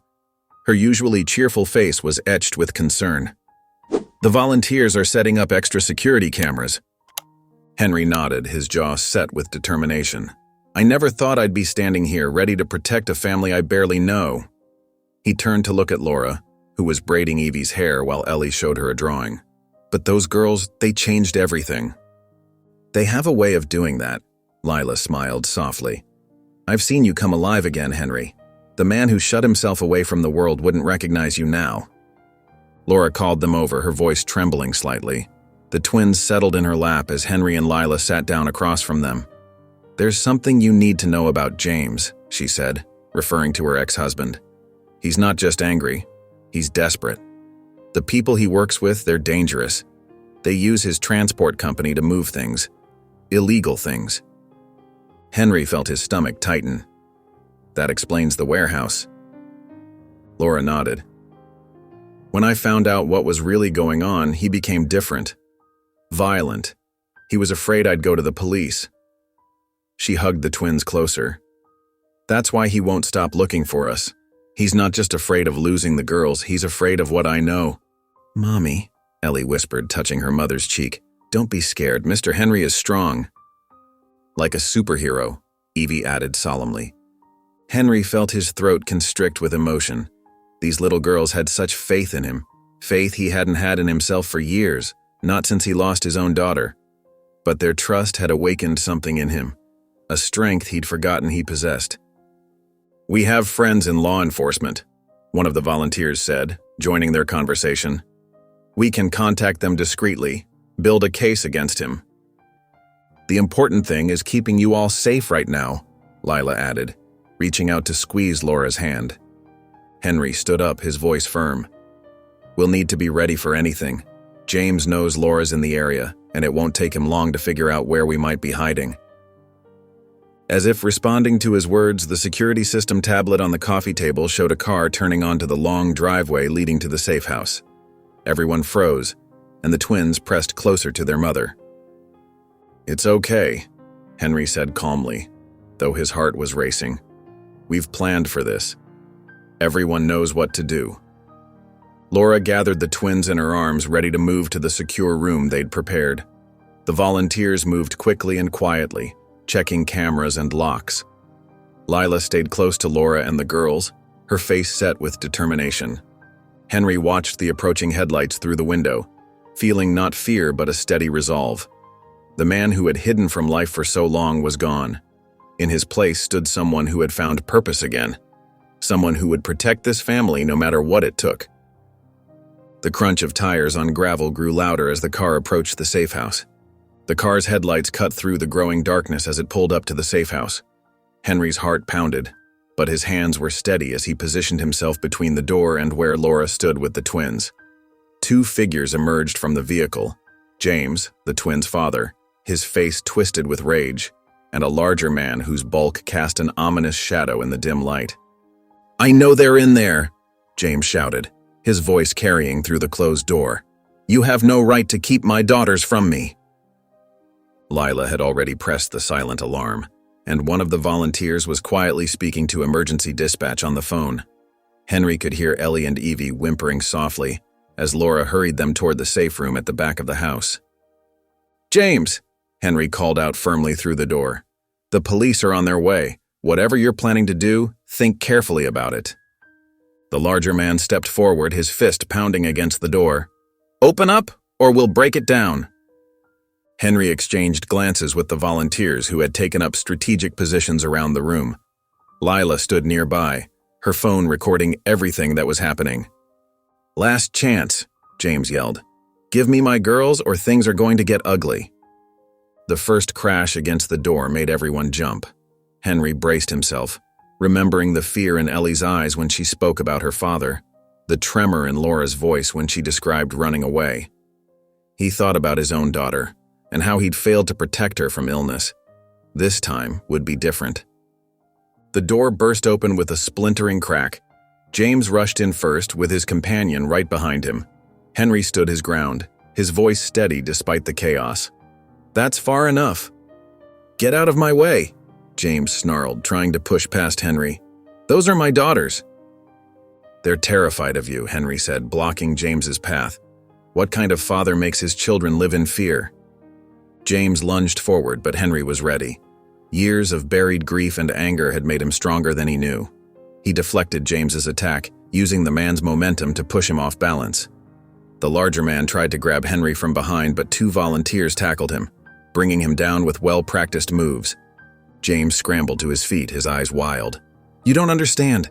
Those people I work for, they'll kill me if this gets out. I need my family back. You lost them the moment you chose violence over love, Henry said, maintaining his position between James and the hallway leading to the safe room. Distant sirens grew louder, and James's face contorted with desperation. He reached into his jacket, but before he could pull anything out, Lila sprayed him with pepper spray she'd been holding ready. James stumbled backward, crying out in pain and anger.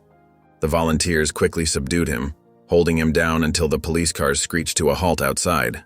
Officers rushed in, quickly taking control of the situation. As they handcuffed James and his associate, Henry heard small footsteps behind him. "Mr. Henry!" Ellie and Evie's voices rang out in unison. He turned to see them peeking around the corner, their eyes wide but unafraid. Laura stood behind them, tears streaming down her face.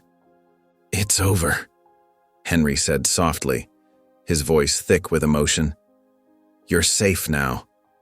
All of you." The twins ran to him, wrapping their arms around his legs as the police led their father away. Laura joined them, placing a trembling hand on Henry's shoulder. Lila watched from nearby, wiping tears from her eyes as she smiled at the scene before her. The quiet that settled over the safe house felt different now, peaceful instead of tense. In the cozy living room, Laura sat on a worn sofa with Ellie and Evie curled up against her sides. Her fingers gently stroked their hair as she hummed a familiar lullaby, one that brought tears to Henry's eyes as he watched from the doorway. "Mommy, we missed you so much," Evie whispered, her small hand clutching Laura's sweater. "I missed you too, my brave girls." Laura's voice cracked with emotion. "Every single minute." Ellie looked up at her mother with wide eyes. "Mr. Henry kept us safe, Mommy. He gave us warm blankets and hot chocolate." Henry shifted his weight, feeling a warmth spread through his chest at Ellie's words. Just weeks ago, his house had been empty, his heart closed off to the world. Now, watching the twins with their mother, he realized how much they had changed him. Leela approached Laura with a gentle smile, holding out a folder. "These are some resources for you. Support groups, counseling services, and safe housing options. You're not alone anymore." "Thank you," Laura whispered, accepting the folder with trembling hands. "I never thought we'd find so many kind people willing to help us." The safe house volunteers moved quietly around them, bringing cups of tea and small snacks. One of them draped a soft blanket over Laura and the twins, creating a cocoon of comfort around the reunited family. Henry found himself remembering the first night the twins had appeared on his doorstep, how close he'd been to turning them away. His grief over losing his daughter had built such high walls around his heart. But these two little girls with their innocent trust and resilient spirits had somehow found their way through.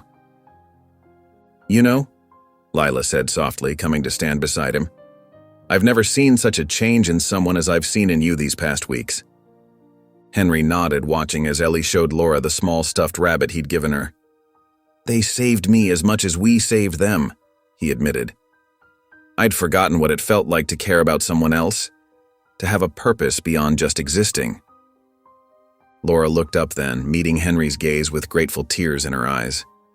"How can I ever thank you for protecting them?" she asked. "You don't have to," Henry replied, his voice gentle. "They brought light back into my life when I needed it most." The twins wiggled free from their mother's embrace and ran to Henry, wrapping their arms around his legs in their familiar way. He bent down to their level, his heart full as they hugged him properly. "Are you still going to be our friend, Mr. Henry?" Evie asked anxiously. "Of course he is," Lila answered before Henry could speak.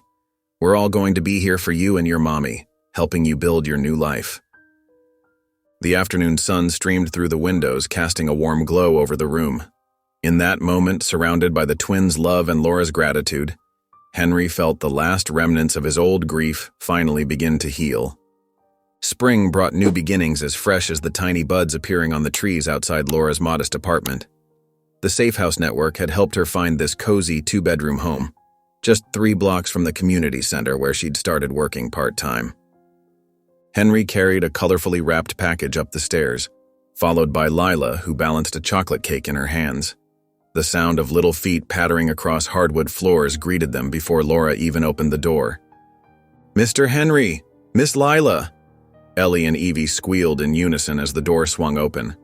The twins had grown inches in the past few months, their faces fuller and their eyes brighter. "I brought something special for 2 very special girls," Henry said, kneeling down to their level. His movements were easier now, less burdened by the weight of old grief. Laura watched from the kitchen doorway, wiping her hands on a dish towel. "You're spoiling them again," she said with a warm smile. The dark circles under her eyes had faded, replaced by a quiet confidence that grew stronger each day. "That's what honorary uncles are for," Henry replied, helping the girls unwrap their gift, a set of art supplies they'd been eyeing at the store last week. Lila set the cake on the kitchen counter, sharing a knowing look with Laura. He spent an hour picking out those markers, making sure they were exactly the right ones.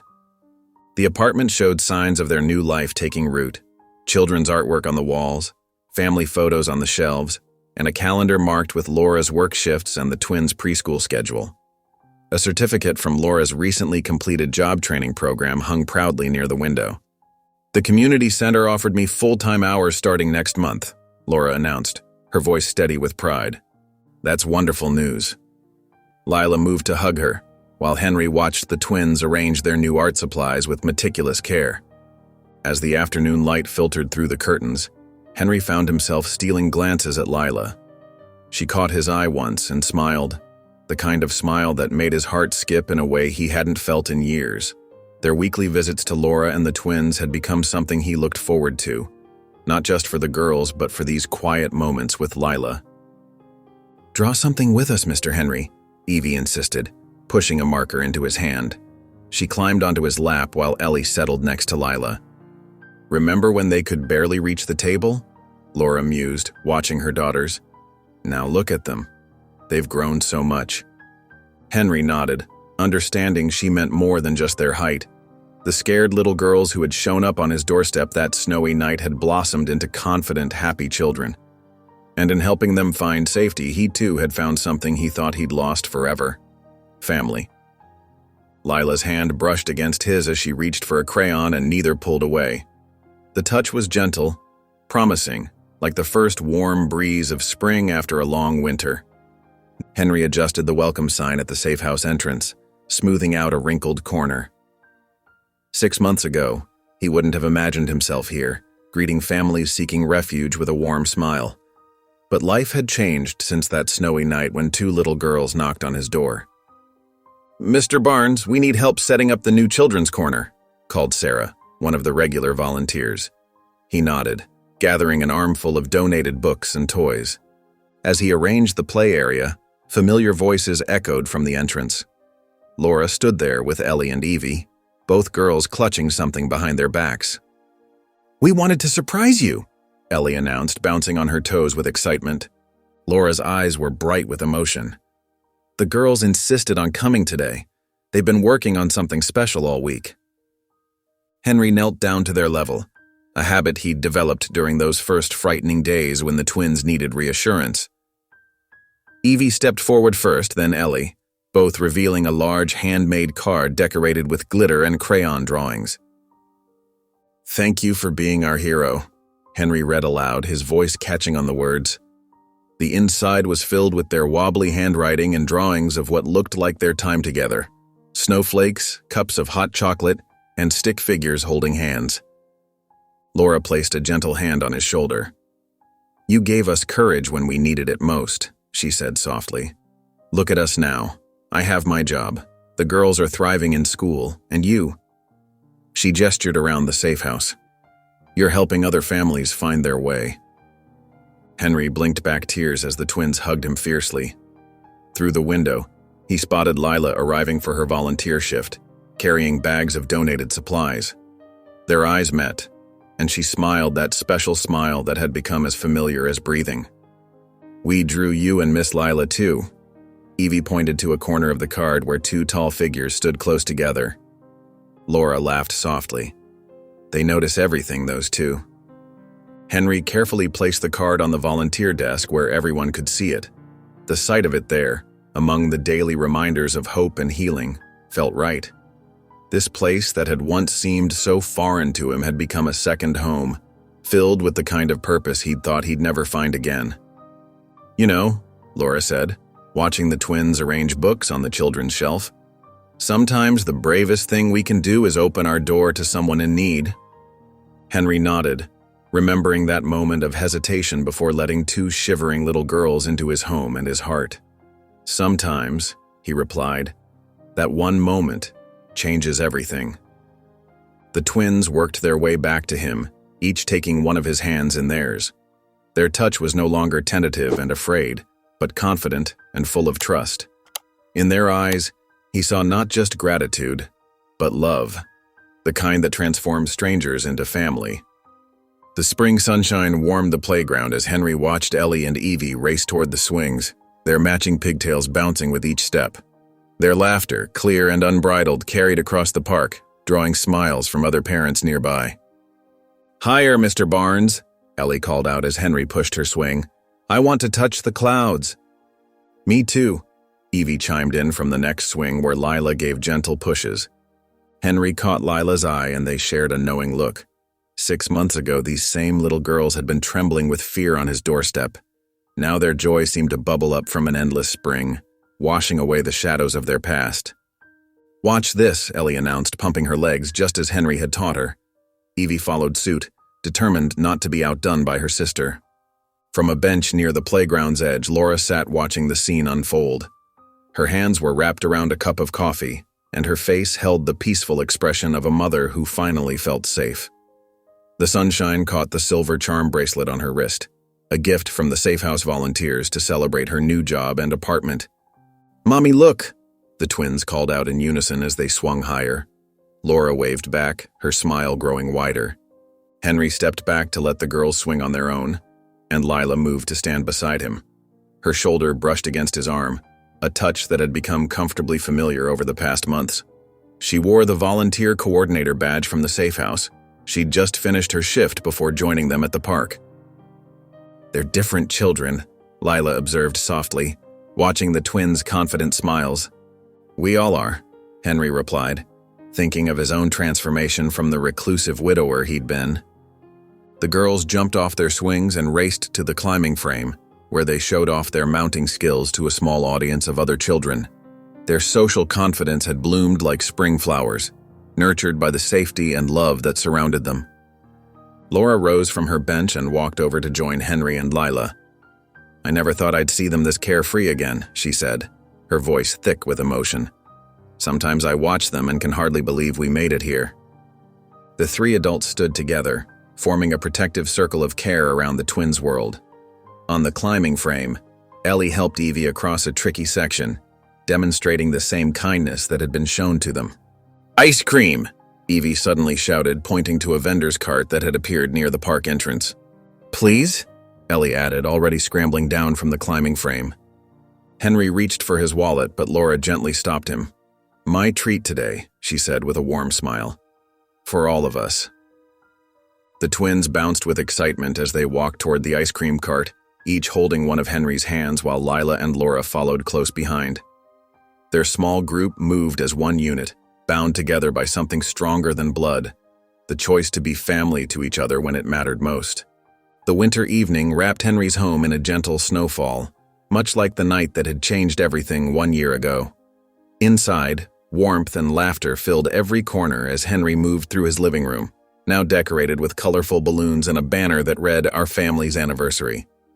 Ellie and Evie, dressed in matching red dresses, darted between guests with plates of cookies they'd helped bake that morning.